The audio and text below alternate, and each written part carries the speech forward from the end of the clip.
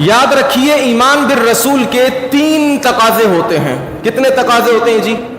3 تقاضے ہوتے ہیں. محبت رسول، اطاعت رسول اور اتباع رسول. محمد عربی صلی اللہ علیہ وسلم کی امت کا المیہ یہ ہے کہ ہم محبت سے شروع ہوتے ہیں اور محبت پر ہی ختم ہو جاتے ہیں. اطاعت کا نہیں معلوم، اتباع کا نہیں معلوم. یاد رکھیے گا یہ محبت، اطاعت اور اتباع بیک وقت ایک ہی لمحے میں، ایک ہی لحظے میں تینوں مطلوب ہیں. کیا مطلب؟